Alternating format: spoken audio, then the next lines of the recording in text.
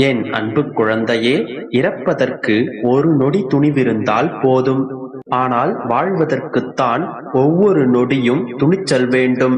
அனைத்தையும் இழந்த போதும் புன்னகையோடு பூத்திருக்கின்றாய். உன்னுடைய அப்பா உன்னை மீட்டெடுப்பேன் என்கின்ற நம்பிக்கையோடு. அப்படிப்பட்ட என் பிள்ளையை நான் கைவிடுவேனா? பிள்ளையே, எல்லா எதிர்பார்ப்புகளிலிருந்தும் ஏமாற்றம் என்கின்ற பரிசும், எல்லா ஏமாற்றத்திற்கு பிறகும் பக்குவம் என்கின்ற பரிசும் கிடைப்பதற்கு பெயர்தான் வாழ்க்கை. வாழ்க்கையின் யதார்த்தத்தை புரிந்து கொண்டு வாழ்வதற்கு கற்றுக்கொள். 1000 உறவுகள் உனக்கு துணையாக இருந்தாலும் உனது வாழ்க்கையை நீ தனியாகத்தான் வாழ வேண்டும். ஏனென்றால் அவரவர் பாதை, அவரவர் பயணம், அவரவர் மனம், அவரவர் வாழ்க்கை. அவரவர்கள் தான் வாழ வேண்டும். உன் வாழ்க்கையை நீதான் வாழ வேண்டும். குழந்தையே, வாழ்க்கையில் நீ வெற்றி பெற வேண்டுமென்றால் உன்னை இழிவாக நினைப்பவர்களையும் குறைகள் காண்பவர்களையும் உன்னுடைய வாழ்க்கையிலிருந்து ஒதுக்கிவிடு.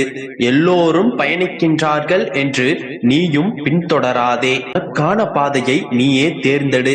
துரோகம் இழைத்தவர்களும் பெரும் தவறு செய்தவர்களும் என்னவோ பெரும் மகிழ்ச்சியோடுதான் வாழ்கின்றனர். பாதிக்கப்பட்ட நான் தான் காலம் பதில் சொல்லும், கர்மா பாடம் புகட்டும் என நம்பி முட்டாளாகவே வாழ்ந்து கொண்டிருக்கிறேன் என்று வருத்தப்படுகின்றாய். குழந்தையே, நல்லவர்கள் இப்போது சோதிக்கப்படுவதைப் போல தெரிந்தாலும் பின் காப்பாற்றப்படுவார்கள். கெட்டவர்கள் இப்போது நன்றாக வாழ்வதைப் போல தெரிந்தாலும் அவர்களின் கர்மாக்கள் அவர்களை என்றும் விடாது. அவரவர்களின் கர்மாக்களே அவரவர்கள் அனுபவித்துதான் ஆக வேண்டும். அதனால் இப்போது நீ இருப்பதைப் போலவே நல் எண்ணங்களோடும் தூய்மையான மனதோடும் வாழ். நான் உன்னை என்றுமே கைவிட மாட்டேன். தியாகம் செய்யவும் மன்னிக்கவும் நன்றி கூறவும் தெரிந்து கொண்டால் போதும். நீ மகிழ்ச்சியோடும் மன அமைதியோடும் நிச்சயமாக வாழ்வாய். அதன் பிறகு உனக்கு சகல சௌபாக்கியங்களும் உன்னை தேடி வரும். உன்னுடைய பொறுமை குணம் ஒருபோதும் தோற்று போகாது. நம்பிக்கையோடு இரு தங்கமே, நல்லதே நடக்கும். நான் இருக்கிறேன் உனக்காக. எதற்கும் பயப்படாதே. என்ன நடந்தாலும் அதனை ஏற்றுக்கொள். இன்பம் துன்பம் எது வந்தாலும் மன அமைதியை மட்டும் இழந்து விடாதே. உன்னுடைய பொறுமை கேவலம் ஆகும் போதும் உன்னுடைய அன்பு அசிங்கப்படுத்தப்படும் போதும் பொறுமையாய் இரு என்பது அவர்களை தூக்கி வீச தெரியாது என்பதற்காக அல்ல. நான் என்கின்ற ஆணவம் தகர்த்தெரிக்கப்பட்ட பிறகு எது மீதம் இருக்கின்றதோ அதுதான் உண்மையான அன்பு. குழந்தையே, முந்திக் கொண்டு முன் சென்ற செங்கல் கோவிலின் அடிப்புறத்தில் மாட்டிக்கொள்ளும். காத்திருந்த கடைசி செங்கல் தான் கலசம் தொடும். சாதிக்க மிக அவசியம் பொறுமை. ஒரு தவறு நிகழ்ந்தால் அந்த தவறு எது என்பதை உன்னில் இருந்து தேடத் தொடங்கு. மற்றவர்களிடமிருந்து தேடாதே. சேர்ப்பது மிக கடினம், செலவு செய்வது மிக எளிது. பணத்தை மட்டுமல்ல, அடுத்தவர்கள் மனதில் உள்ள நல் எண்ணங்களையும் தான். நேருக்கு நேர் இனிமையாக பேசிவிட்டு பின்னர் போக விட்டு புறம் பேசும் மனிதர்களை தவிர்த்து விடு. அத்தகைய மனிதர்களோடு நட்பு கொள்வது பாலில் விஷத்தினை கலந்து பருகுவதை போன்றது. அதனால் மனிதர்களின் குணமறிந்து பழக கற்றுக்கொள். உண்மையாக நேசிக்கும் ஒருவரை ஒருபோதும் வெறுக்குமாறு செய்து விடாதே. பின்பு செய்த தவறுக்கு மன்னிப்பு கேட்டாலும் அதன் பிறகு அந்த அன்பு மீண்டும் கிடைக்காது. ஒரு கவனக்குறைவான வார்த்தை சர்ச்சையில் முடியலாம். ஒரு கடுமையான வார்த்தை வாழ்க்கையை முறிக்கும்.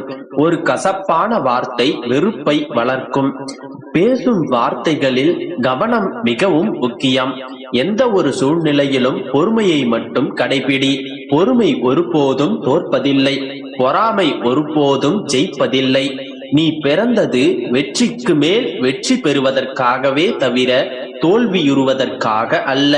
அப்படியே உன்னை தோல்வி வந்து அழைத்தாலும் அந்த தோல்வியும் ஒரு தற்காலிக தடையே.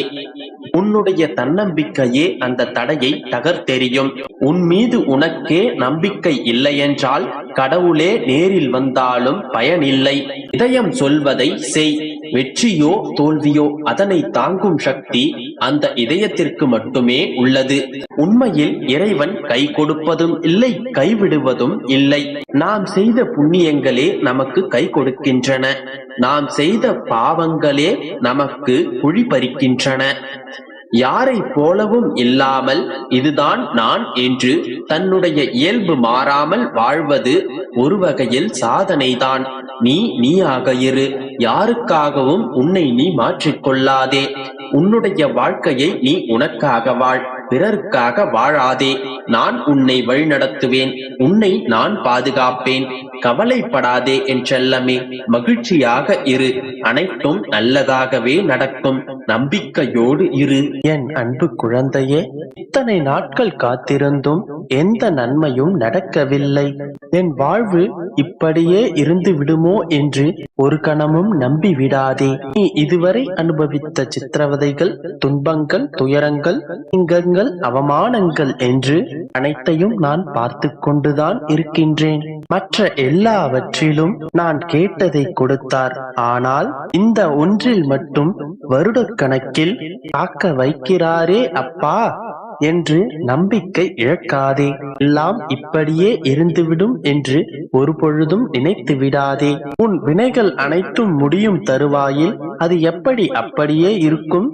இனியும் அதை அப்படியே இருக்க விட மாட்டேன். என் ஆசீர்வாதம் இப்போது உனக்கு பரிபூரணமாக கிடைத்து விட்டது. எனவே இனி நீ உற்சாகமாக இருக்கலாம். நீ நீண்ட வருடங்களாக ஏங்கி வேண்டி நின்றது மிக விரைவில் உன் கையில் வந்து விழப்போகின்றது. உன்னை அதற்கு நான் தகுதியாக்கிவிட்டேன். இந்த நிமிடத்திலும் அது உன்னை தேடி வரும். கண் விழித்ததும் அந்த ஆச்சரியத்தை நீ காண்பாய். உன் உயிரை வதைக்கும் துன்பத்தை அனுபவித்துக் கொண்டிருக்கும் நீ சந்தோஷ கடலில் மிதக்கப் போகின்றாய். உன்னுடைய இப்போதைய நிலையெல்லாம் கனவு போல விரைவில் கலைந்துவிடும். அந்த நாள் வெகு தூரத்தில் இல்லை. மறுபடியும் அதை நீ நினைத்து பார்க்கும் வேளையில் இதையெல்லாம் நான் தான் அனுபவித்தேனா என்று யோசிப்பாய். அந்த அளவிற்கு உன்னுடைய துன்பங்களும் துயரங்களும் உன்னை விட்டு அகன்று இருக்கும். மகிழ்ச்சி மட்டுமே உன்னுள் நிலைத்து இருக்கும். அப்போது நீ நான் கொடுத்த ஆசீர்வாதங்களை முழுமையாக அனுபவிப்பாய். அன்றைக்கும் அழுவாய், அப்பா நான் கேட்டதை அனைத்தையும் என்னிடம் கொடுத்து விட்டீர்களே என்று ஆனந்த கண்ணீர் வடிப்பாய். என் தங்கமே, வாழ்க்கை என்பது மிகவும் எளிமையானது. நாம் எதை கொடுக்கிறோமோ அதையே திரும்ப பெறுவோம். நாம் கொடுக்கும் ஒவ்வொரு எண்ணங்களும் நம் எதிர்காலங்களை தீர்மானிக்கின்றன. அதனால் உனக்கு நல்லதே நடக்கும் என்ற நம்பிக்கையில் உறுதியோடு இரு. நல்ல எண்ணங்களையே உன்னுள் வளர்த்துக்கொள். நல்ல சிந்தனையோடு இரு.